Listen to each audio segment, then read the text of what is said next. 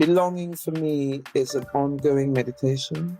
It's an ongoing practice. And it is when I am most connected to what I call the urban indigent, to this practice, or to ethnographic. It's my own personal journey and research and expression. I'm African. I do believe that every time I express the word race, I am somehow complicit in the constant affirmation and reaffirmation of an artificially constructed system designed to oppress and to marginalize and minoritize. Welcome, dear friends. 7 years ago, I started this podcast before most people in the UK knew what a podcast was, and certainly before they were marketing tools. I wanted to create deep and meaningful, complex conversations that went into the heart space around what it is to be a human amongst all of this. Many of you know it's from work I started in 2010 around visioning the future through Think Act Vote, and then followed on from our collaborative book, The Future is Beautiful, weaving together activism, the sacred, creativity, and regeneration into these moments of connection. Over the years, this offering has been steady and slow, not all singing and dancing, more like a tree you can go and rest by if you know where it is, that will give you wisdom and speak to a deep place inside of you that will move and transform you in the most subtle and powerful way that will invite more of your soul into the world. You may have noticed that this is episode 199, which means we are about to release our 200th episode, and we are having a little online celebration. I would love to see you there, whether you have listened to one episode or all of them, or anywhere in between. Many of you know I've had a lot of challenging circumstances over these past years, and we are meeting such violence on the world stage. I feel that we have all met deeper layers of grief and shedding over these years. The world feels very different to how it was 7 years ago, and our experience and our understanding within it.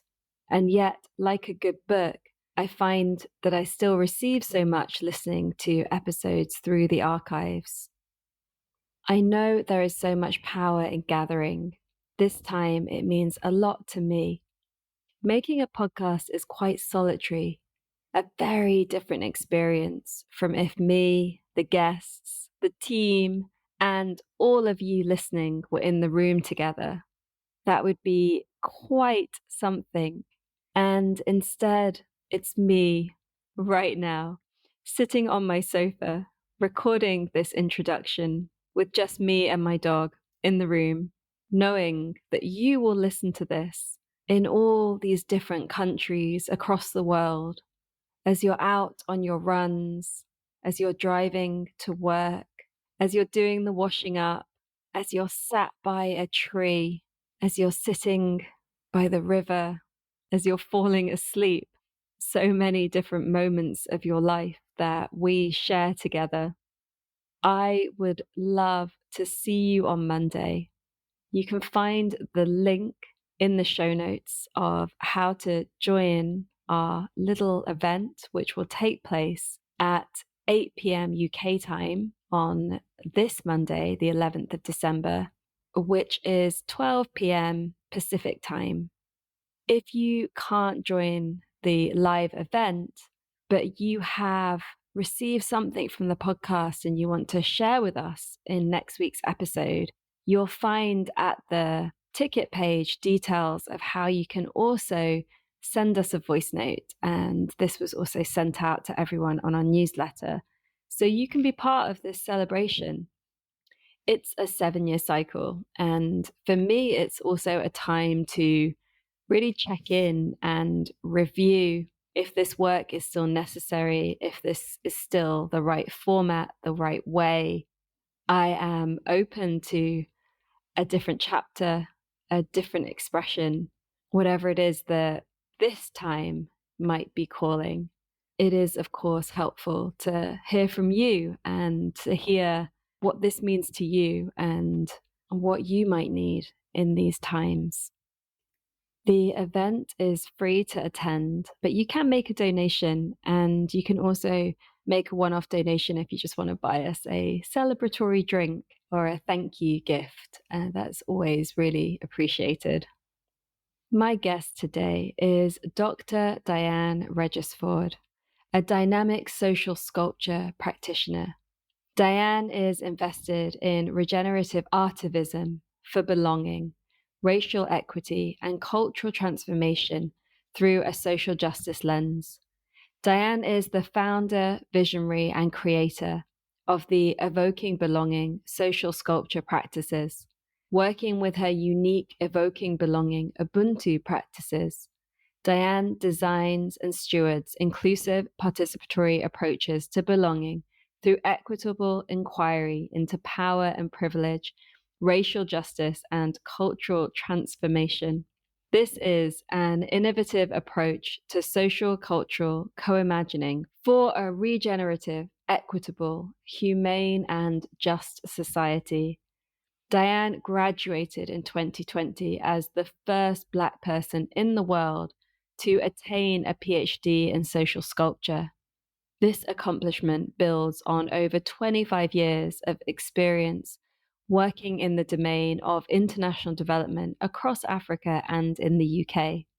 Her current writing and research focus explores Indigenous African diaspora knowledge systems, this with specific reference to ancestral, intergenerational healing and cultural restoration for African heritage communities in the diaspora. In this episode, entitled Ubuntu, we explore the themes of artivism, belonging, and social sculpture as we speak to the question, how do we co-create humanity? We hope this conversation evokes a new and ancient belonging in you. Welcome to All That We Are, with me, your host, Amisha Gadiali. On this show, we explore the weave between activism, the sacred, creativity, and regeneration, the spaces where our inner and outer worlds dance. From healing trauma to nature connection, to new technologies to ancient wisdom, it's time for us to move beyond silos and into an integrated way of being.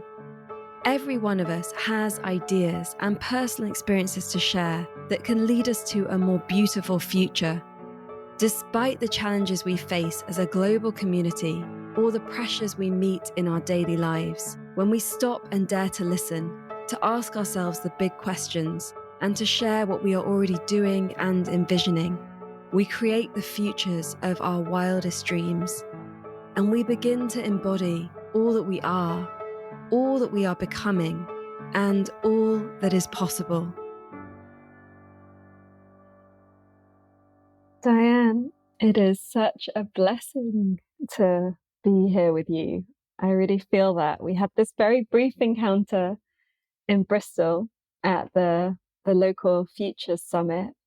Manish Jain just said, you two need to meet. And we took a photo together, kind of gently mentioning the podcast. And I took your number, I think, or your email address or something. And then in the days following that, I found the photo and I was like, who is this woman? How do I find her? And then it was a real delight to be in the design science studio. And then you appeared in a group that we were put into together through the design science studio. And I was like, okay, beautiful. I'm loving this, that I didn't have to look too far to find you. Absolutely. Absolutely. Thank you. Thank you, Amisha. Thank you for the welcome. Thank you for the invitation. I am so looking forward to this encounter. And as our encounter happened, as you just described it, and then we found ourselves in these beautiful synergistic moments, may they continue. It's a blessing. Thank you. Thank you. I can already feel the field that we have created together for this conversation is very strong and it's very beautiful. And it really is a delight for me when we can enter into these conversations at this level. So thank you for that. Thank you. What are the futures of your wildest dreams? I love this question. Thank you. My wildest dreams, as soon as I hear that, I sense into my present being. I hold a vision that I am the manifestation of my ancestors' wildest dreams. And so before I can begin to sense into my futures and the futures of my descendants, I always like to honor my ancestors. In doing so, I often create space to sense into what their wildest dreams may have been. I bear witness to the lament within my soul that yearns for documentation, some form of either voice or story that tells me actually 3, 4, 5 generations ago, these were their wildest dreams that I am embodying. But that doesn't exist. And so therefore, where do you go?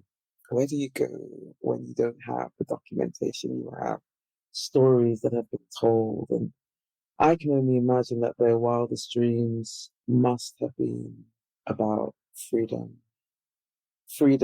liberty, liberation, coming from a slavery ancestry from West Africa via the Caribbean, embodying black skin, emboldened. I walk through the earth, on my journey, really clear that the embrace of who I be and all that I be, all that we are. We're discussing all that we are.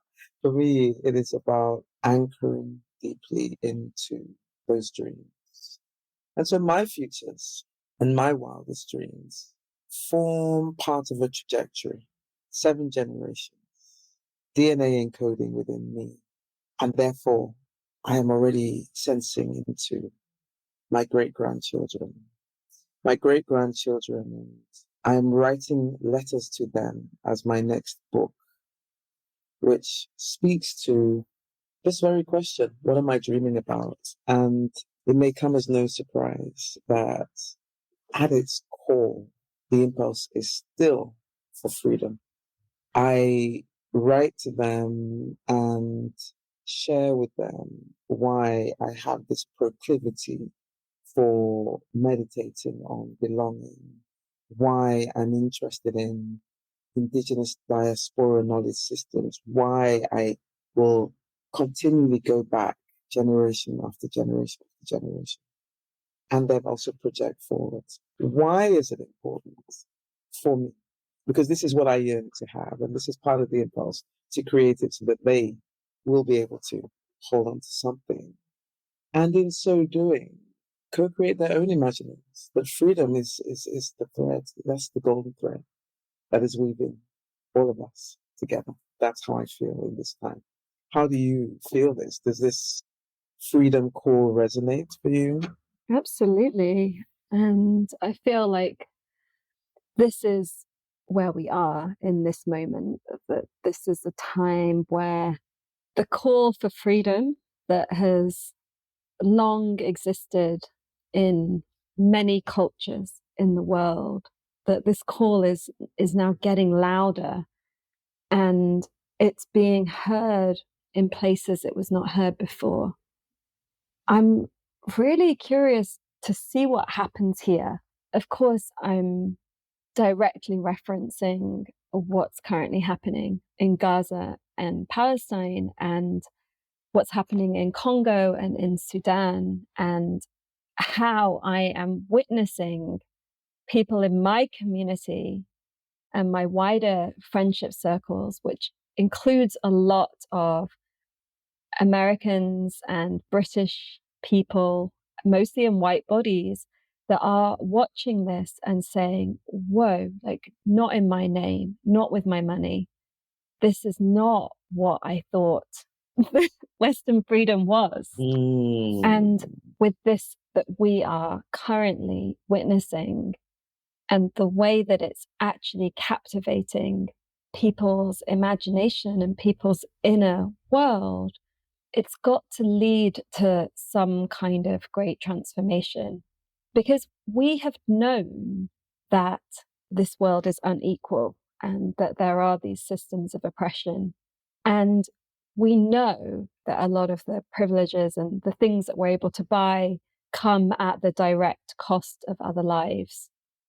Most people know that the Apple factories, for example, have the suicide nets because they're just so horrendous to work in, and that we're sat here using our computers to create and connect, and that there's this kind of this imbalance that's so built into modern life that although it's known, it's not always experienced in the body. And what I feel has happened through the witnessing of Gaza is that people are actually starting to feel it in their bodies.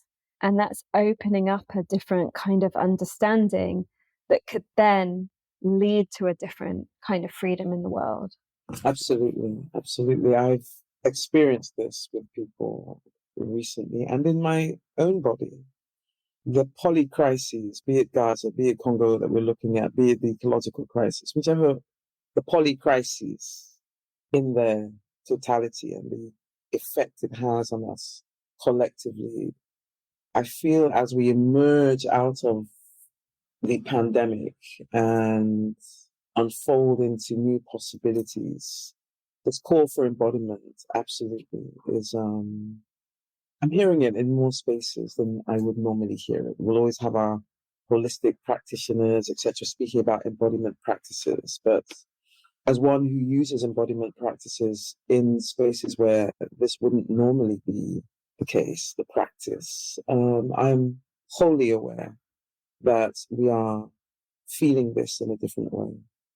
We're feeling this in a different way.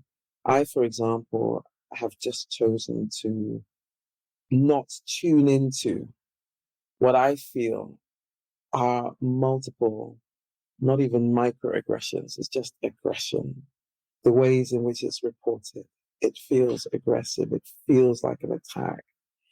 And I feel to hold the space of hope, to hold the space of possibility for the healing that is being called for globally, for the ceasefire, for all the pain, the grief.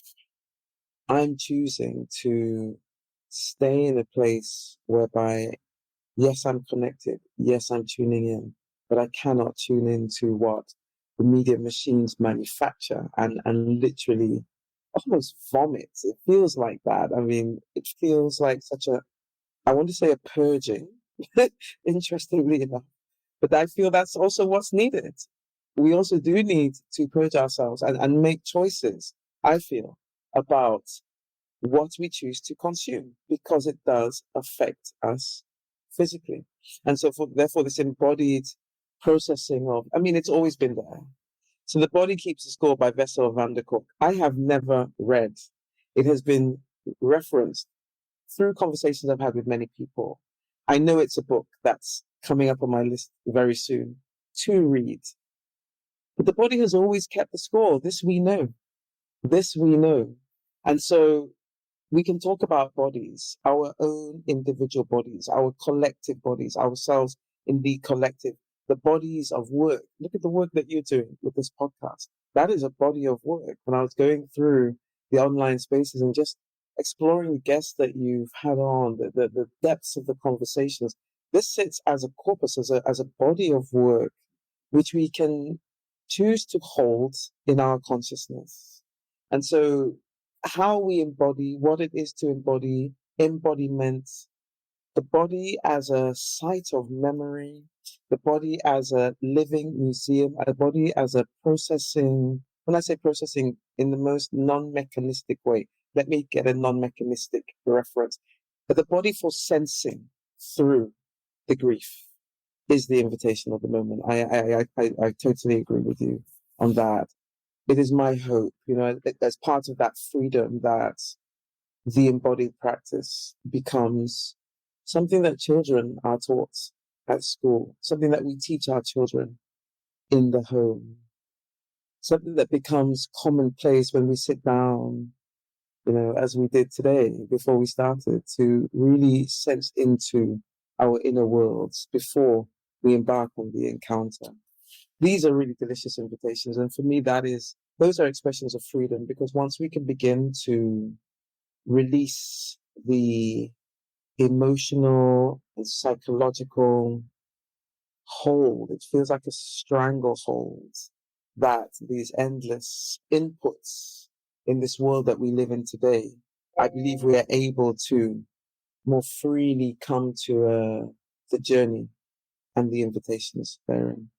Yeah, beautiful. I love this notion that our bodies are being transformed in lifetime. And we understand that in evolution. We understand that we develop capacities that we have not previously had. And it feels like in these times, we're developing these capacities within our lives. It's not that we have to wait for the next generation to be born with something. And of course, the next generation is born with something, but that there is an ability to be transformed through our bodies in real time in order to fully participate in our evolution. Yes. And it would seem to me that that also invites a consciousness, a conscious choice to connect to our bodies. In my experience, this is something that is so far from, as much as yes, we are evolving, it's so far from our, and when I say our, I speak in the generic collective sense, and through my experience with working with communities, collectives, organizations, companies in many different contexts. When you get to the body, as we know, those who are more connected to the land, those who are deemed by the global governance organs, as deprived or under fill in the blank, are so much more connected to this powerful resource that we have within. If I may share an anecdote, I was working this time last year in Zimbabwe, rural, deep, deep rural Zimbabwe, in a place called Binga. And I was undertaking some research with some other artists, and we were there working as a collective of artists. So there's myself as a performance artist, a writer, a social sculpture practitioner. We had a dancer, academic, visual artist, indigenous musician, composer. And we were all co-creating our own practice as we worked with a group of indigenous women basket weavers. These baskets are very famous throughout the world. I've seen them in my life for decades, but I had no idea that this was where they originated from Binga. And we were exploring belonging, we were exploring identity, we were exploring the impact of colonization and how it's unfolding now. And so in one of my earlier journeys with the women, I offered an embodiment practice, which I call imaginative voyaging. It's one of the evoking belonging practices. And I am telling you, I think this meditation lasted no more than, I don't think, 5 to 7 minutes. Instantly, the images that were evoked, the connections that were made, the stories and the parables that came through, the folklore, it was so ripe and so close to the skin. And it may not surprise you to know that Binga is a highly impoverished community. And a couple of weeks later, I was working with a group in the States who was so in their heads and so full of fear, highly accomplished, and so wealthy by comparison. If we look at the generic terms of wealth, it was such a stark difference. And in my reflections, I asked myself very deeply, who is really free? who is really free, because the freedom to imagine, that capacity for imagining beyond dreaming, I feel they're very close, but I feel there is a distinction that I'd love just to unfold into. The wealth of substance that was created in Binga amongst the indigenous basket weavers did not have the fear interwoven. Yet their everyday reality was one pretty much of hardship and very hand to mouth living. So what an interesting dichotomy I feel was unearthed in this couple of weeks. And you mentioned earlier on when we started that we met at the local futures conference. Something else that's very alive for me in this moment as I dream into these futures is this call to return to the indigenous. This was very present at that conference, local futures. We must go back to the indigenous. We must go back to the indigenous. And this is what I was experiencing with the women in Binga. However, I also feel that in spaces such as where I am in the UK here, I'm not sure, where you are and how you're experiencing this. I'd love to hear this. But there is almost a romanticization around this indigenous, this call to return to the indigenous as a pathway to free ourselves from the caprices of capitalism, from these intertangled and interwoven webs that we find ourselves in, whether it's fast fashion, name it, using our computers, our phones, and recognizing the implications and how we are all somehow complicit in the oppression that we're seeing in these very extreme examples, such as in Congo. So it's so complex, but yet interestingly for me, as I unfold this with you now, I saw the simplicity. I saw the simplicity and the possibilities that exist when we are so deeply connected to our ancestral knowings, our inner wisdoms, and our indigenous knowings. This we know. The question that emerges for me is, what does this mean for those of us who are living, like myself? I'll use myself as an example, in the African Caribbean diaspora. What is the invitation? We are living in global North countries, holding indigenous wisdoms from global South heritage. This is the very fertile space of imagination that I am currently playing in. And for me, this is a pathway to an incredible expression of freedoms. I will use it in the plural. There are multiple expressions and facets of freedom that I feel in this really difficult time, with so much grief, so much healing, so much utter exhaustion, that actually this gives me life. Yes, it brings life. That's beautiful. I feel it all from where I'm sitting, a different diaspora, a different story. And yet so much of my life has been, before I knew it, before I had the language and the understanding, has been how to live my Britishness and honor the ancestral wisdom that comes through. Because of what happened with yoga in the Western world, that took me on a journey and landed me somewhere that felt like I was just in another colonial system.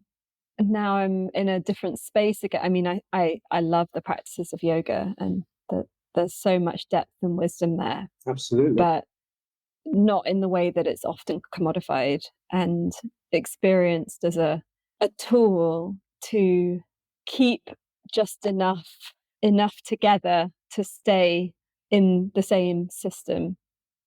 And for me, it's like, how do we break through into another way of being? And how do we, no matter where our ancestry is from, how do we connect to the indigenous soul that we each have inside of us? I dream about this question often. And what emerges for me as you ask this question is a dynamic tension which I often find myself dancing a tightrope that I often find myself dancing on. And that is this call for universality, the all becoming we, all that we are. Even as I contemplate the title of your podcast, all that we are, there's so many ways to unfold into that. I find myself often when we are in spaces with voices that are often singing in unison, soliloquies that speak to this deep yearning for unity, for collective being.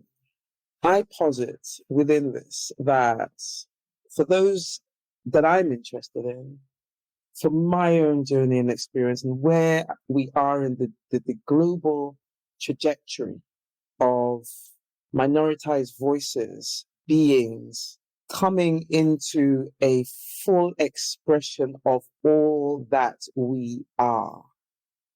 That in this transition, this is a transitory moment. Perhaps my great grandchildren will be at the place in 2-3 generations' time where this unity call can be more equitably lived into and expressed.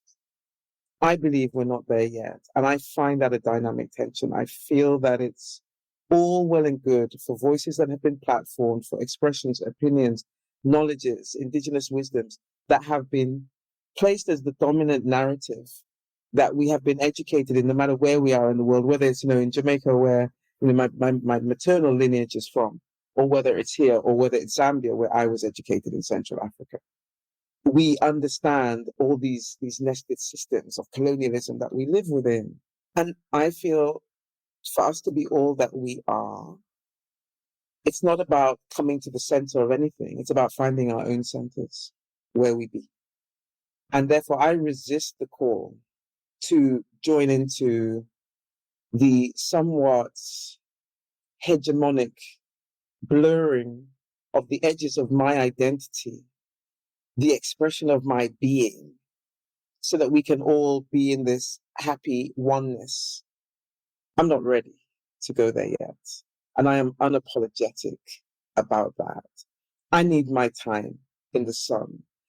I need my time to come back to me, to rewrite, to rewire, to reorder my being, so that I can fully stand in the truth of my being. And therefore, when I find myself, which is often because these are the spaces that I work in and that I dwell in, when I find myself in this dynamic tension of the all, it's like this hallowed we. And I see how individuals, whatever their ethnic, racial, whichever criteria you want to use to define and perhaps at some point distinguish and differentiate human beings and the souls that you're speaking to. We need to, I believe, I want to scratch that word need. We don't need to do anything. I think the invitation is to hold on to a very clear sense of who we be.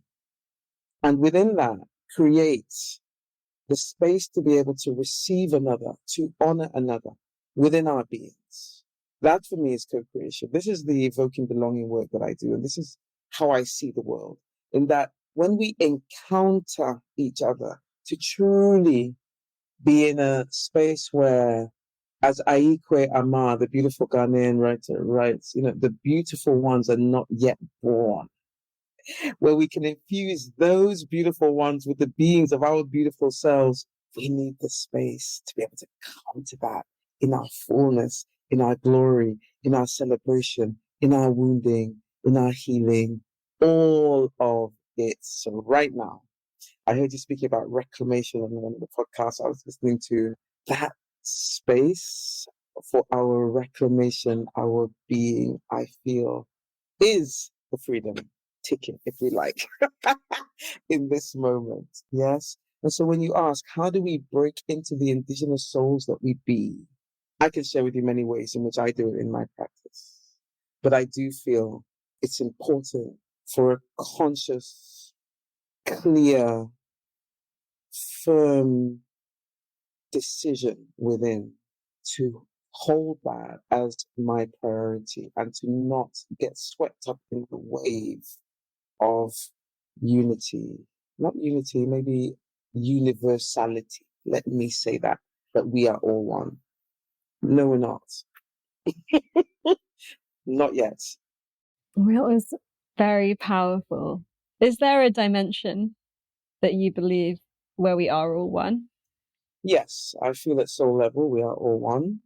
I feel at soul level beyond the physical expression of our bodies. We are human beings. There is a certain humanity that connects us all and weaves us into this web of human being. I know this deeply in my soul to be true. I know also and experience daily that to embody this as a knowing and to experience life through that knowing, it's really difficult because it doesn't correlate. It just Yeah. doesn't correlate. And so we can hold it as an ideal. I'm more inclined to get into, as Bayo Akomolafe will say, to stay with the trouble. Mhm. Let's get into the messiness of it. Let's get into the sticky areas. Let's get into the unknown spaces and hold space for ourselves to not know, just to not know. I find that when I am able to do this and to be able to hold spaces for others and also teach as part of what I teach, how to unfold into the unknown and to find a place of stillness there, a place of anchoring there.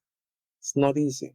This is not easy work, but I feel that the capacities that can take us along that path. I like the journey metaphor. You will see this that can take us along that path to those freedoms. And in doing so, this is another aspect that I'd like to really unfold with you is the projection into a future can sometimes undermine the very present potency and the power of the present. I truly believe we have this minute, this moment now. And whilst, yes, I do work in these trajectory lines, the past, the present, the future, this potency here, right now, with every breath, with every step, with every heartbeat, with every rhythm, with every beat, with every enunciation, with every click of my finger, what are we co-creating right now in this moment? My sister, I call you. You see, it's a call and response. This is what we do. These are the indigenous knowledges. This is how we speak. This is how we rhyme. This is how we co-create. This is how we make our being. And this is what I find to be the most enlivening connection to that soul that we are. It's to be here right now, grounded in the unknown, but knowing that there is still something that holds us. It's greater than all of us. That great unknown, we all have different words for it. The divine, whatever word works for your narrative construct that you choose to connect to, but it holds us. And so I'm a born optimist. I'm that person that wakes up not happy every day, but I will always be inclined to come with a smile because that potency for me is ignited through that. And of course, there's days when I cry too. I'm human. I'm not saying that, but I'm really excited by the potency of and the liberatory substance that we can swim in. The waters that flow through us when we sit in this syncopation, this moment, this this knowing of that heartbeat, this presencing, this now being.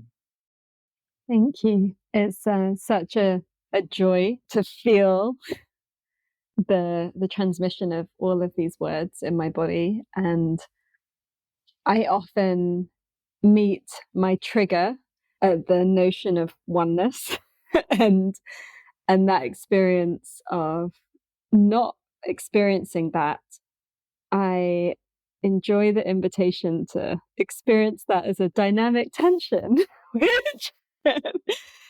which has a different quality to it than perhaps I have before experienced it. And it invites something a little bit more playful and troublemaking into the space than what I've often experienced, which is more just a sense of so much being ignored or erased or omitted. And all of that is still there. But to hold it dynamically also invites me to be in relation in a different way with the moment. And I really appreciate that. Sienna Sherman, who is a friend and teacher of mine, we were in Avalon together recently. And I don't remember the exact words, but there was an invitation to get comfortable with non-closure. Yeah, that's a challenging one. And it's so beautiful. There's a lot that I've experienced around, becoming used to uncertainty, being able to live in that realm of uncertainty. But there's something around the dominant systems that loves to neatly put things in a box, and you can close the box.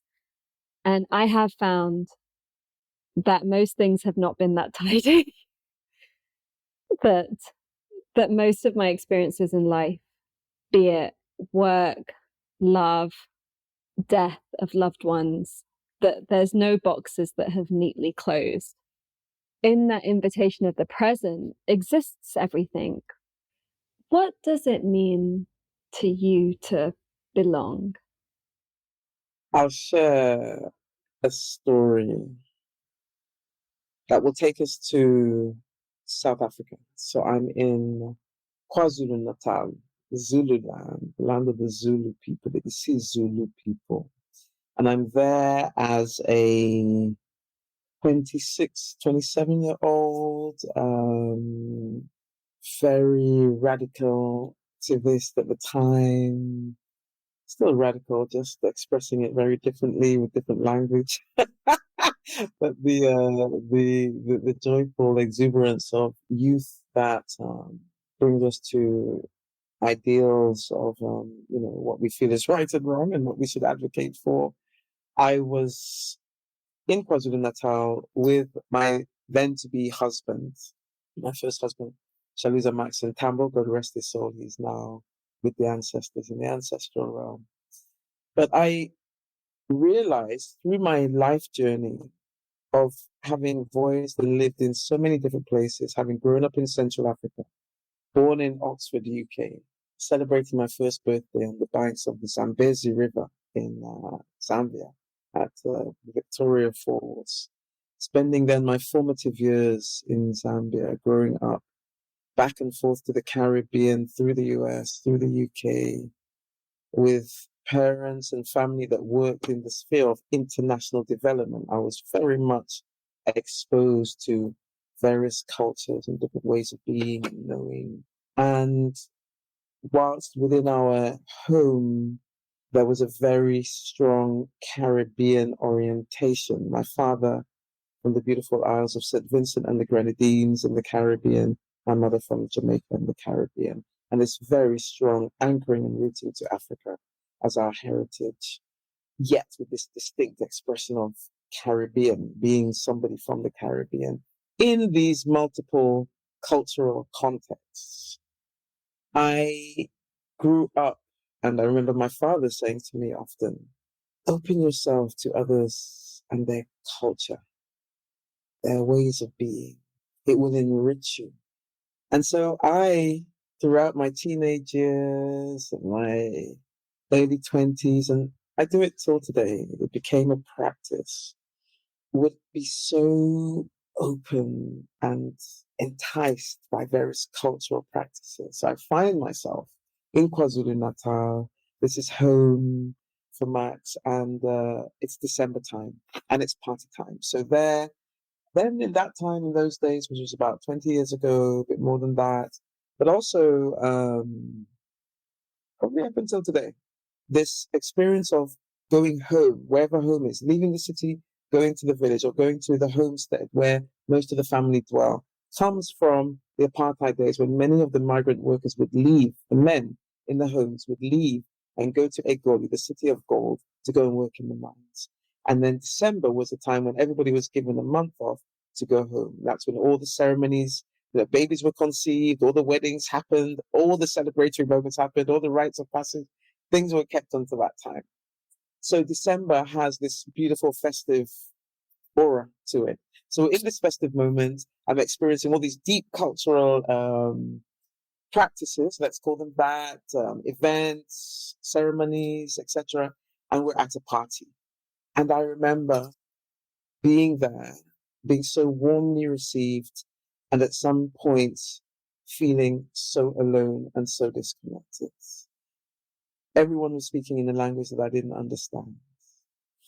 I'd been warmly received in English, and then very soon the language of the space was Zulu.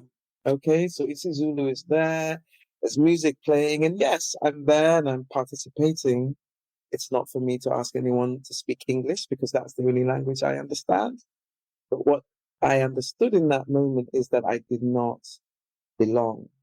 And I began to sit and trace other moments where I felt like I didn't belong. And it was one party, it was a few hours. I developed this practice that I shared earlier called imaginative voyaging. And I was there, probably had my drink in my hand, and I was smiling and I was with everybody. But to cope with the pain, the deep, intense pain that I felt that I could not fully participate. And I felt really just left alone on the sides. I began to voyage. So I'd be here, but actually I was very far in other realms. And I began to piece together all these moments where I felt like I didn't belong. And then I realized that there is no place I can go to on this earth where I will not be regarded somehow as an other. I can go home to the Caribbean. Oh, that girl with the English accent, so and so's father, it's her father, da da da. I'll be, different parts of West Africa. I've worked across the African continent and lived on the African continent probably more years than I've been in any other place. Everywhere I go, I am an other. I'll be here, I'm another. So where do I belong? And what I decided, I know this one. you know this, you're feeling this, right? Yeah. So at that time, I began to go within, and I realized over the coming years that I could not ask anyone to negotiate, to validate my sense of belonging. This is me. This is my work to do. And how I choose to do it is through my body. I do it through the way in which I adorn myself, from the crown of my head to the tip of my toe, be it my hairstyle, be it the music I play, be it the language I choose to use in various situations, contexts, that I have this conscious connection to my heritage. Being somebody who's so inspired by culture, I developed this as a cultural practice. And so belonging feels like that deep connection to this deep wellspring of cultural knowings, of cultural beings that I take and work, express through my body as a mobile museum, as a site of memory, as a site of anarchy, to get into the messiness, to get into the unknowing, to get into, as you said earlier, these spaces that are not neatly boxed. No, they're not. And so the stories I craft are designed to evoke, hence my name, the Empress, evoke. Evoke what? People stop me daily. Sometimes it's an appreciation of beauty. Sometimes it's a recognition. Oh my gosh, I know this hairstyle from Namibia. And what I intentionally do is I will take let's talk about hairstyles, ancient hairstyles, put a contemporary twist on them and wear them as a crown to evoke those questions of power and sovereignty. Hence the name The Empress, which was given to me. For many years, I would touch it and leave it and put it down. And one of my mentors said to me, "You've been given that name. There's a reason." And I came to understand it's because I always want to evoke exploration, discourse, unfolding into power and sovereignty. So when I speak about being in the truth of my being, that is our sovereign expression as individuals. In that sovereign space, from that sovereign space, we are, I believe, better able to navigate the vestiges of power and all these nested systems, that are designed to keep most oppressed and others in spaces of influence and wealth, etc. So belonging for me is an ongoing meditation. It's an ongoing practice. And it is when I am most connected to what I call the urban indigent, to this practice, or to ethnographic. It's my own personal journey and research and expression. And every time I change my hair, I say, okay, what am I going to do? What's my meditation right now? What do I want to bring forth? It might be one of the orishas that I carry, and I want to express that through the colors that I choose for that season. It's done in so many different ways. This is how I create my sense of belonging. And therefore, wherever I place my foot, I hold that power. I hold that. It feels like a flambeau. You know what I mean by a flambeau? Like a torch. A torch that lights up my soul and lights and ignites others who may be resonating on a similar frequency. And I find that this is a daily thing that I meet every single day, those who resonate. And it is beyond skin color, it is beyond ethnic background, it is beyond geographical location. Souls connect to this knowing. And that not only gives me joy, but engenders belonging. Thank you for tuning in. If you are enjoying this episode, do join our membership. For a small contribution, you can be part of our community, where we deepen the conversation and offer spaces of learning and embodiment. As a member, you are a patron supporting the making of this show, keeping the episodes full length, free and accessible for all. And you receive a number of benefits, such as monthly soul space, going deeper sessions, access to our library of workshops, and discounts on all our online and in-person experiences. Our membership is what makes us able to make this show and stay advertising free in a world that is always trying to sell us stuff we don't need. Head to allthatweare.org/membership to find out more and join today.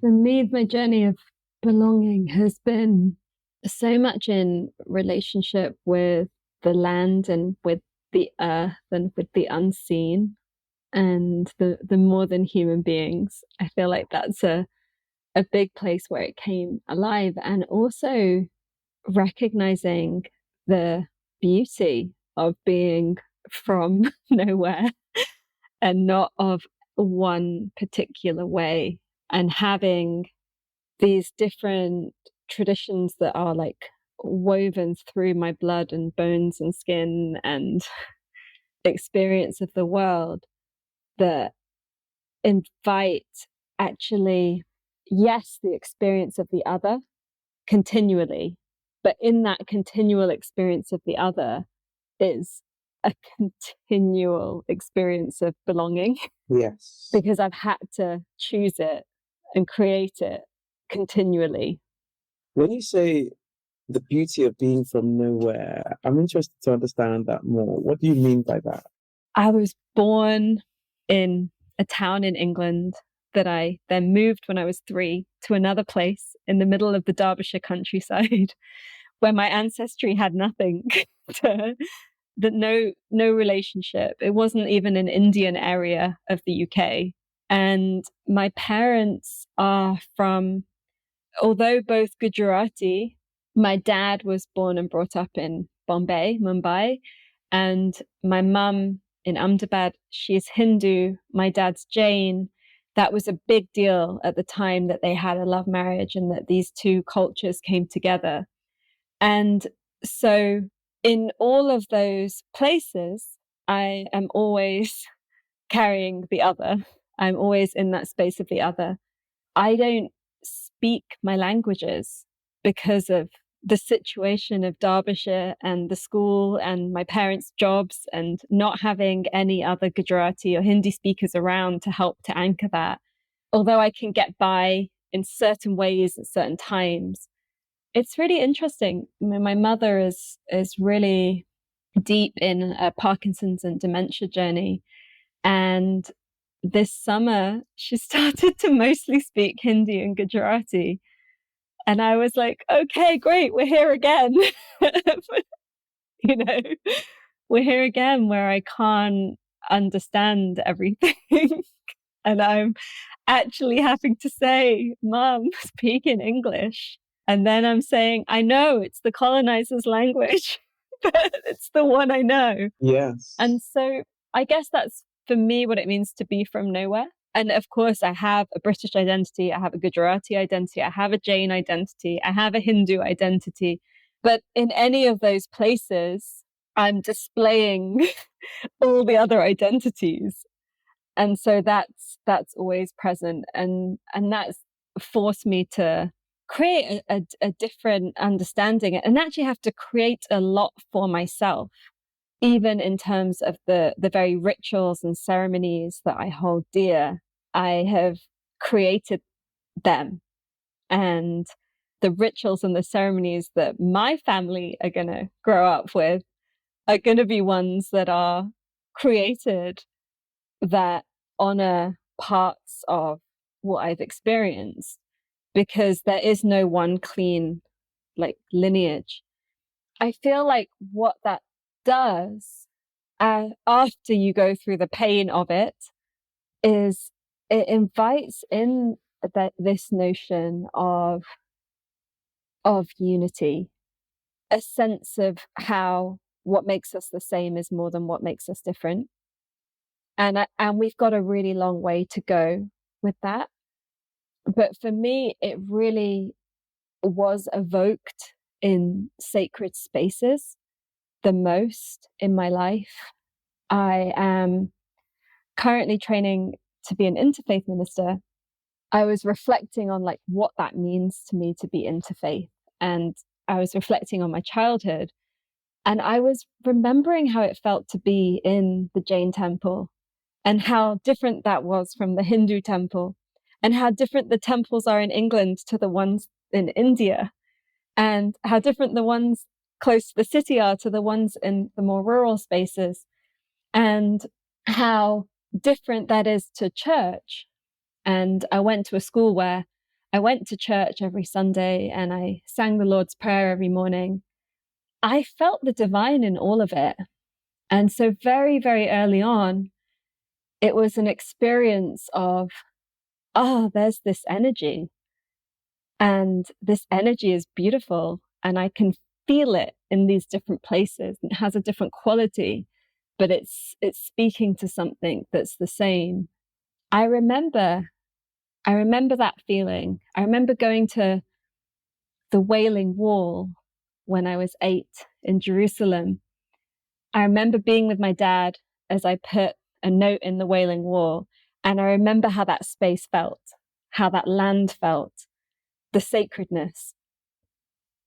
When one isn't attached to a whole story, a whole this is the way, if you're brought up in a very specific tradition, culture, religion, nationality that says this is the way, then that's what you know. But for me, there was never the way. So there was always this invitation instead to feel the energy. So belonging from nowhere and everywhere simultaneously. So nowhere being it's interesting because when you speak, I feel the lineage threads, the threads of your lineage interweaving. You've mentioned geographical locations, you've mentioned religious heritages and lineages, you've mentioned ethnic and cultural lineages. So for me, these are all places of being and ways of being as you just described. And I wonder, beyond the place, the where part, the nowhere part, for me, when people ask me where I'm from, this happens all the time. Where are you from? I actually created a poem to respond to them, and I'd like to share that now. I love that. Being a poet, someone who loves playing with words and a philosopher, I always knew that I could never answer that with one word or even one line. And so I share this. So when people ask me this question, I play. Depends on the context, I play. Sometimes I'll ask people to guess, and for those who really want to know, I say, I have a poem that can answer that question for you if you're willing to hear it. Oh, yes, let's hear. And so it goes like this. It says, I am of Caribbean parentage, of African heritage, and the skin that I am gifted in is offered to you as the urban indigene. That's where I'm from. Beautiful. I love it. How does that land for you? What emerges for you in that offering? And recognition of the complexity and the woven stories and beauty of you and this world. And I feel that is it. And I love that you have a poem for this, because this question is, one that gets asked everywhere and so often. And I would love it if we replied in poems. I normally ask, what level of from are you looking for? And then Exactly. And then start there. Tell me about social sculpting and this work that you are a doctor of. Social sculpture. A very nascent field of inquiry. Social sculpture practitioners dwell at the intersection between the imagination and transformation. So those of us in the field, those of us in the field, are all exploring change and transformation in some way. Social change. Social sculpture was coined by Joseph Beuys. There's a German philosophical tradition in this field. Steiner, Buddha, Heidegger, you can go right back. It really looks at phenomenology. What are the phenomena? So phenomena in everyday language, you could say, what are the patterns? What are the elements? What is arising that we see that comes back, returns again and again? And is this something that is serving our being for a just and equitable, humane society in this moment? If it is, how do we dwell in this and make it more? If it's not, how do we construct, co-create, sculpt a different way of being? So as social sculpture practitioners, we work with the inner being. We work with invisible materials. In the field of contemporary social sculpture, we're looking at our attitudes, our beliefs, our values. I have developed a body of work called Evoking Belonging, which combines theory, philosophy, the African philosophy of Ubuntu, which in short means humanity. I wove this in. This is really anchoring and deeply rooting philosophy for my work, because I've seen this practice. It's a philosophy, it's a cultural practice. How do we co-create humanity? It's a field of inquiry. So we're asking questions, we're coming to the questions by going within. And for me, it was really important to consider how Ubuntu could be one, a clarion call. So I use my voice. So social sculptors often, not all, but are often artists, perhaps more conventionally understood, as artists, be it performance artists, writers, painters, etc. We often have fine art practices. I certainly do. But social sculpture is considered an expanded field of art. It's about creation. And Joseph Beuys, who I mentioned as the founding father, if you like, that's how he's termed, of social sculpture, once said, every human being is an artist. I'm going to pull up the full quotes, actually. This is the quote, Joseph Beuys. Every human being is an artist, a freedom being, called to participate in transforming and reshaping the conditions, thinking, and structures that inform and shape our lives. And so I usually hold on to the first part of that, but of course the work is all about everything that is mentioned there and more, as we've been discussing on our journey together today. A freedom being, we began speaking about freedom, and this is it. Transformation, if we're looking at that intersection, definitely freedom would be on one part of it. For me, in my practice, equity is on one side of that intersection. Equity, racial equity. But where you meet me today is in a space where I am using the word race less and less. Because while, yes, race is an impulse, it's a race and equity. This is something that I'm very much devoted to and committed to in my work. I have come to realize that I am no longer able to hold space for white fragility around questions, topics, explorations, excavations, healing race and equity. Because what I've realized in the decades that I've been doing this work is that it re-traumatizes me.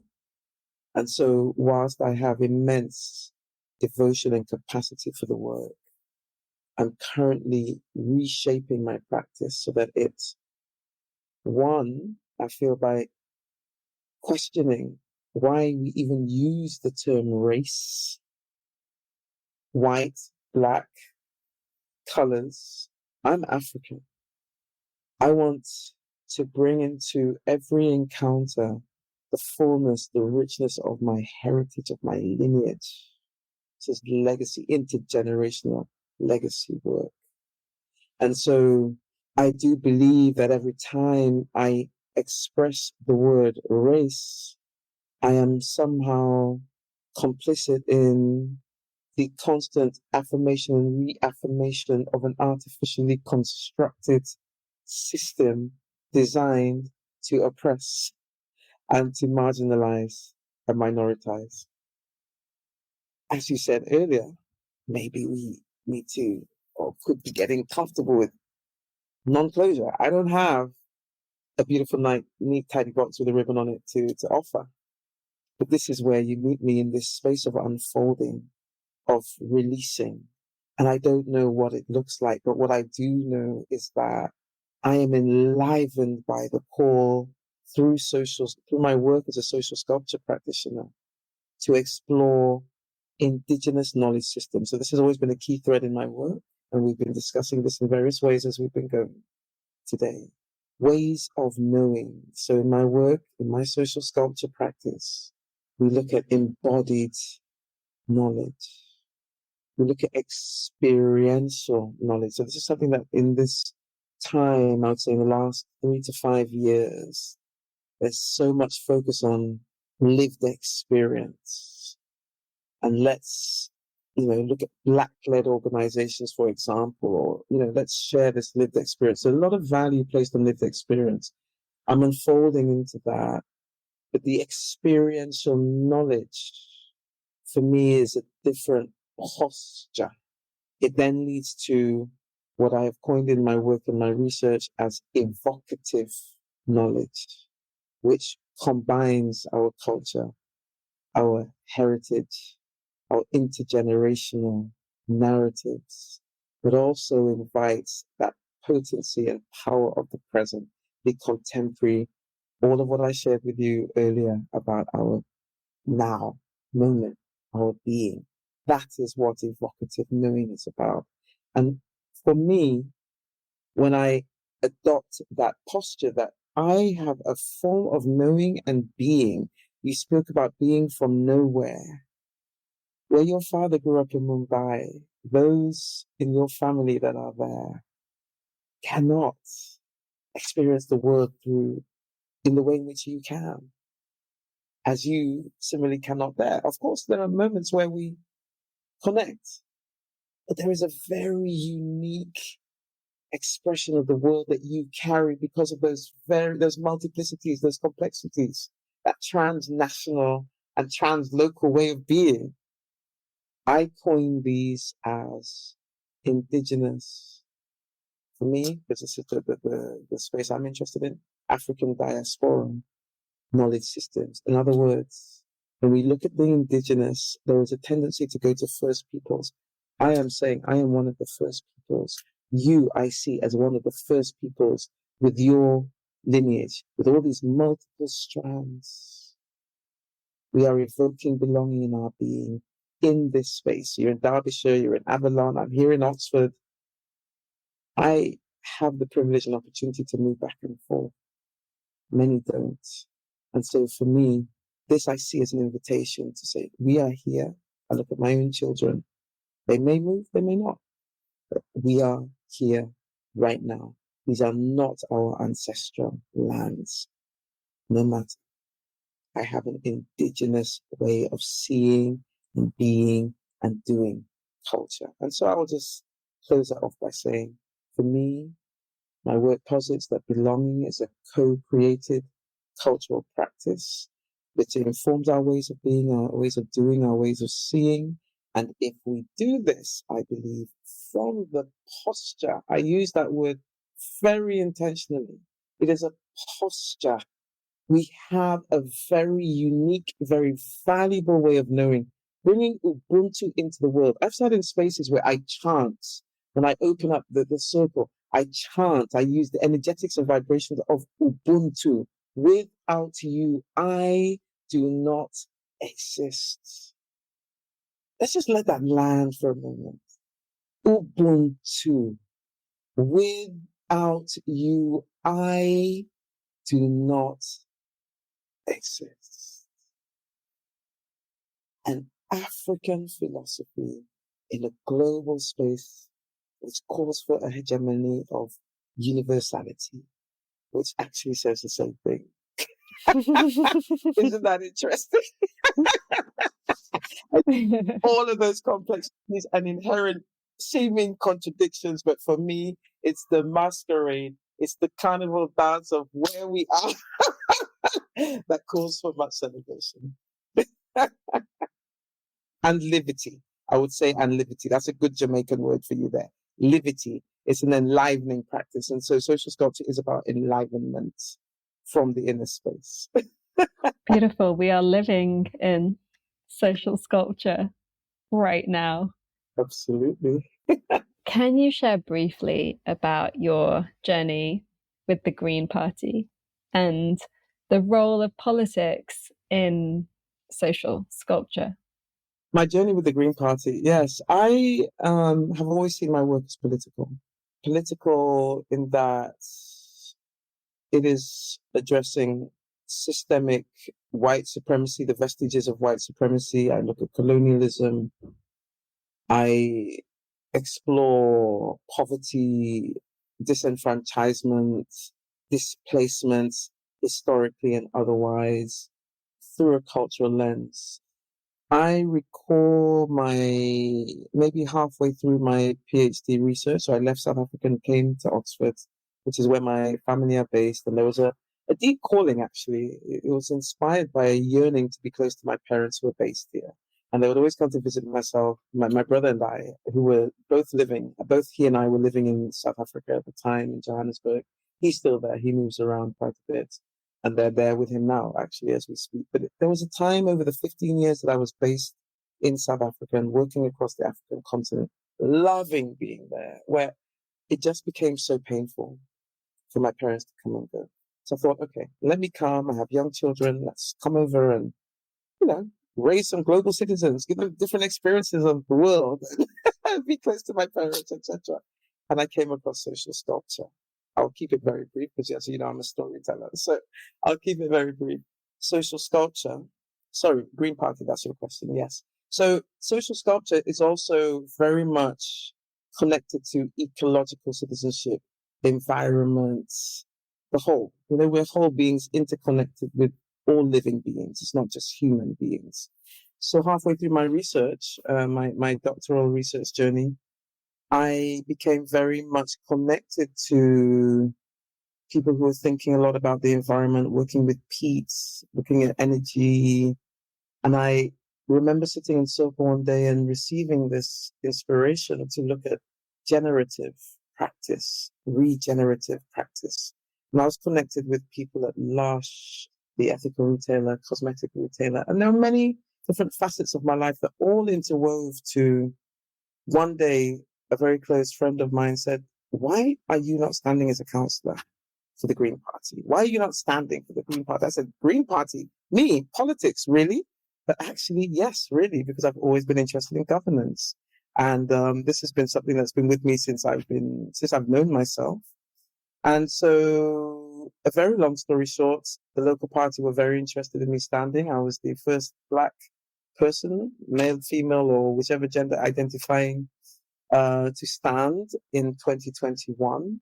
I stood there, local county and for the city, and that's round, and we increased the vote share by 128%, which was unheard of. And my message is the same as everything I've been speaking to you about today.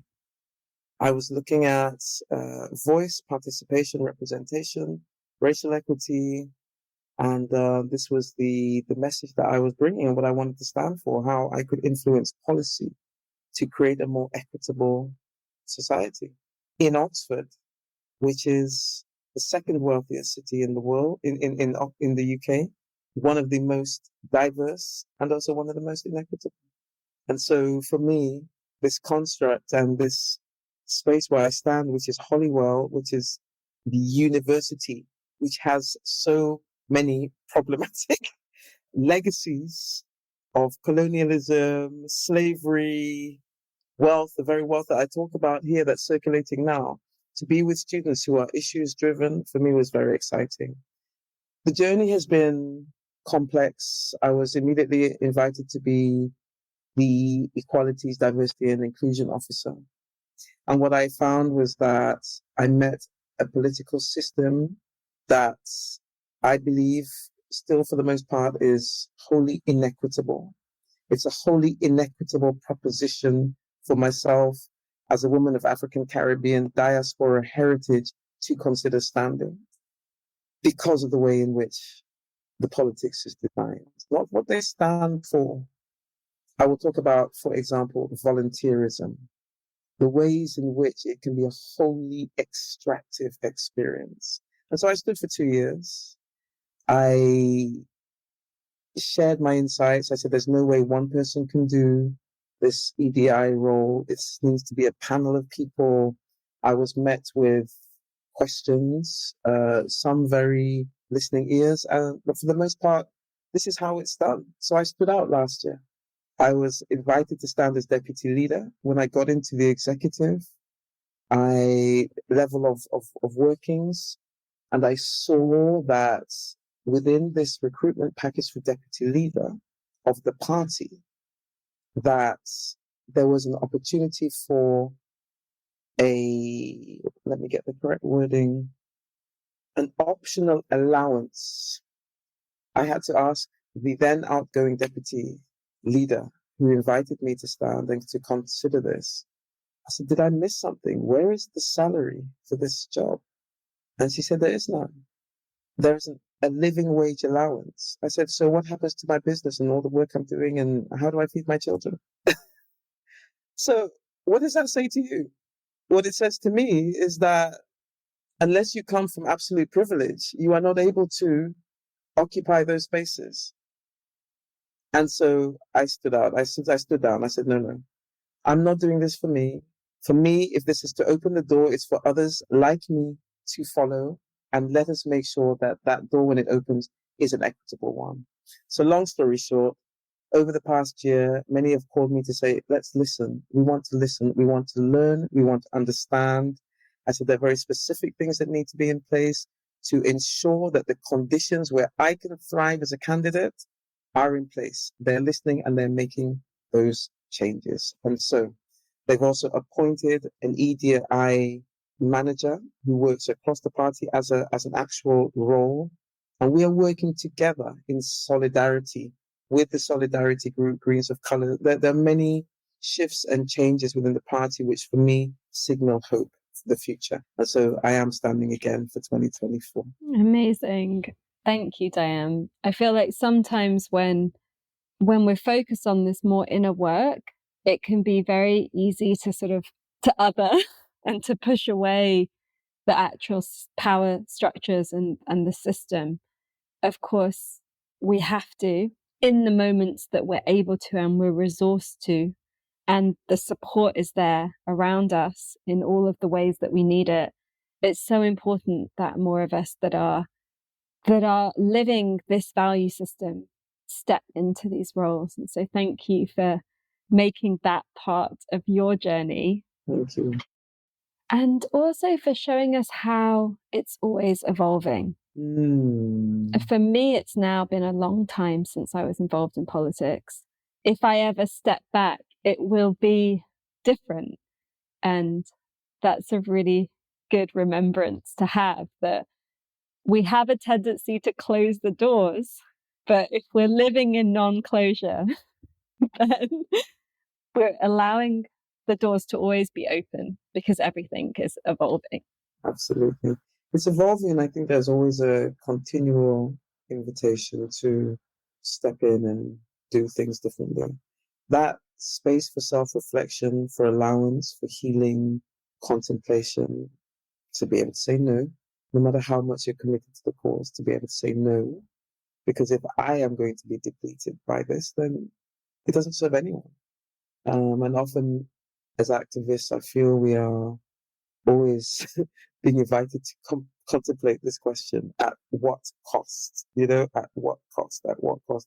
How can we continue to nourish ourselves to create these conditions where we can all thrive, to be able to do this work and achieve collectively these changes that we want to see in these differences?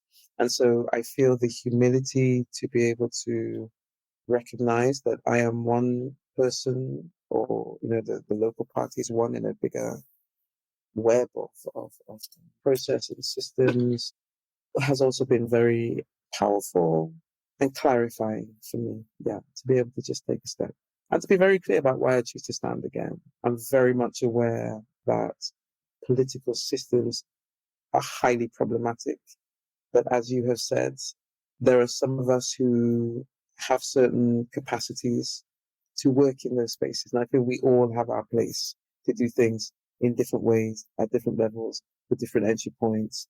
It is that collective work that enables the ultimate transformation for us all to evolve that can unfold. So yes, I step in, I step up, and I stand up in the truth of my being. And I'm really excited to see what will happen in the next few months as we move towards the election.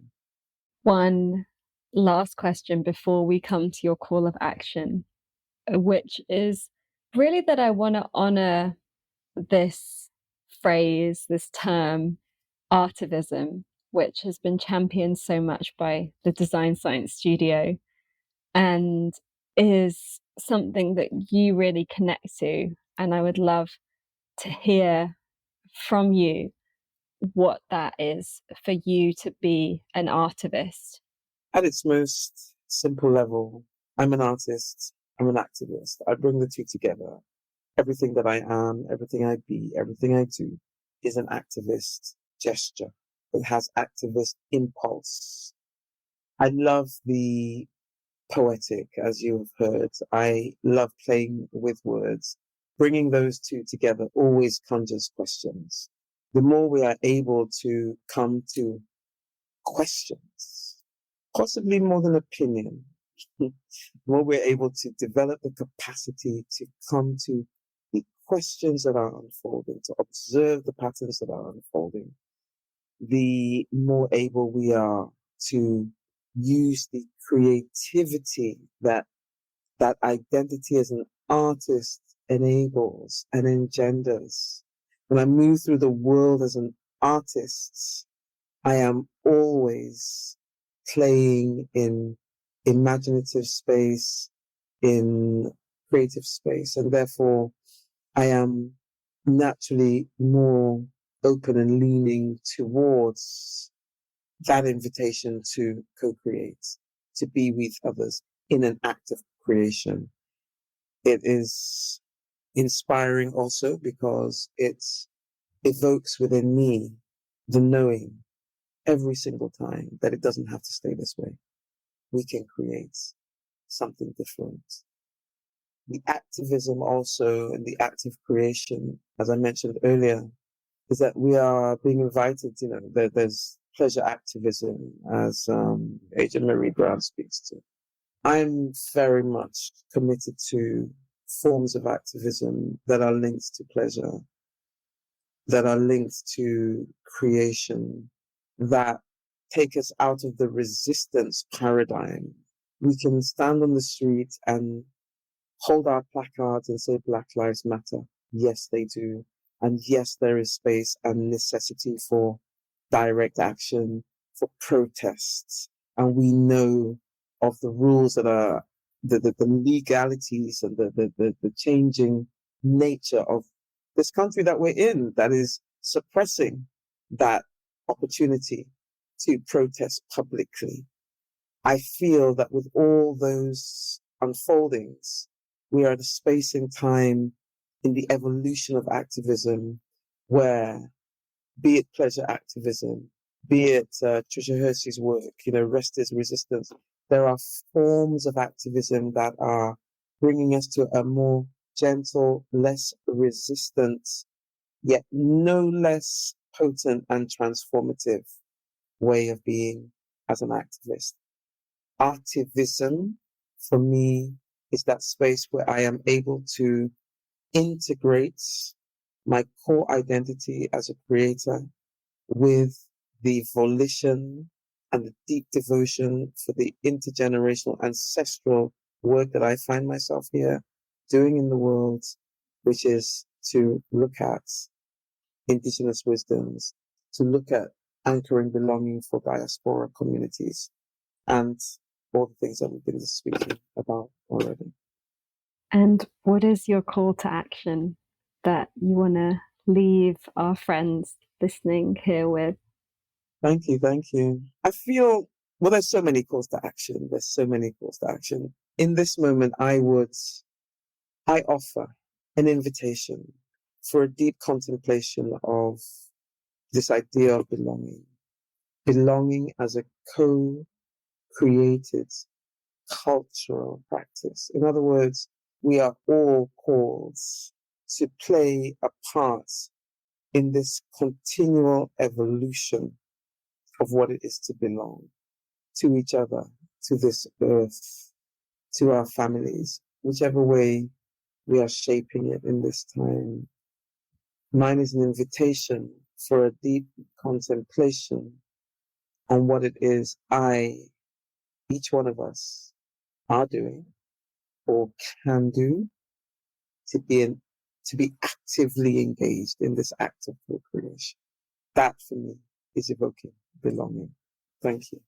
And do you have an outer call to action, something that we can do in the world, an organization we can support? Yes, the Evoking Belonging Living Practice Center has been unfolding. It was seeded in my soul when I received ancestral lands from my father. in the Caribbean in St. Vincent.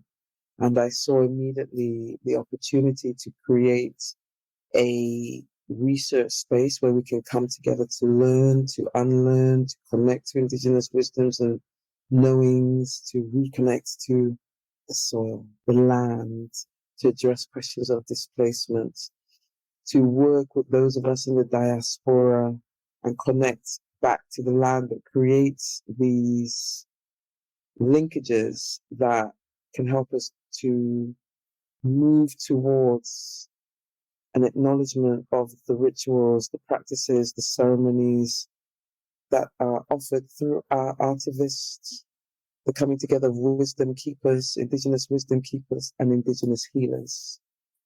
And so it's not ready in this moment now, but very soon there will be an opportunity for those who are interested in being part of the co-creation of a beautiful space where we work with Indigenous materials to design creation spaces where we can connect to the land, where we can unfold contemplative practice, and where we can work with Indigenous wisdom keepers who may be you and I.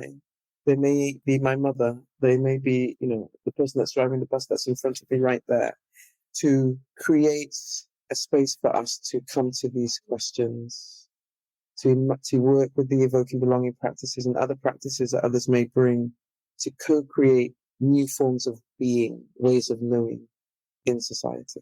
And where is this land? This land is in St. Vincent in Bridgetown, and it was my grandfather who first acquired this land, and it was one of the first pieces of land to be acquired after former slaves were able to acquire land. So it's very, very deeply connected to my own ancestry, and I would love to put this land to work in service of community and some of these dreams and these imaginations that I carry within me. Beautiful. I hope that I one day get to visit this land and be with you there. Yes, amazing, amazing, amazing. Thank you. How would you like people to connect with you that you can share? You can connect with me most easily if you're on social media. I have a LinkedIn profile, Dr. Dianne Regisford. You can find me on Instagram at Dr. Dianne Regisford and also on X as Dianne Regisford. Those would be the places right now. Amazing. Thank you so much for everything that you've shared during this beautiful journey. It's been beautiful. Thank you, Amisha. Thank you for the opportunity to dwell with you. I feel like time stood still during these moments that we've spent together. We've been bathing in really bountiful waters of discovery, and I know we could sit for many hours more, but it's been a real privilege to connect to a kindred soul and to deepen and to deepen our connection to what I believe are rivers of beauty and truth that flow through all of us. Thank you. Thank you for listening. We hope that you have enjoyed this episode and it has sparked some inspiration and creativity in you. As always, you can find links to everything we mention in this episode, download our book, and discover so much more over on allthatweare.org. We give space to our guests to share their perspective without debating it or fact-checking, as this approach allows for deep, unedited conversations from the heart. We trust your discernment and wisdom to take what is useful and challenge what isn't in your own understanding. We offer spaces for discussion and integration in our membership community, which we would love for you to join. We don't believe in selling you things you don't need through this podcast, and so it's made possible by you, our beautiful community. If you loved this and would like to connect more deeply with us, please join our membership. You choose what you contribute based on our sliding scale, and you become a patron whose support makes this podcast happen, as well as receiving access to a library of many resources and invitations to nourishing events. Please also hit subscribe and leave us a review wherever you listen so others can find us. This podcast is made by an all-female global team. Me, Amisha Gadiali, producer and host, Anna Greta Folderbach, who crafts the words that accompany each episode, and Mary Chan, who edits the sound so skillfully. All That We Are celebrates all that we are already and the untapped potential that lives inside us. It invites the full power of the more than human world, nature, the unseen, our ancestors and our future generations. It reminds us that we never exist in silo, through borders, timelines, or polarity, that in each and every moment, all that we are is here.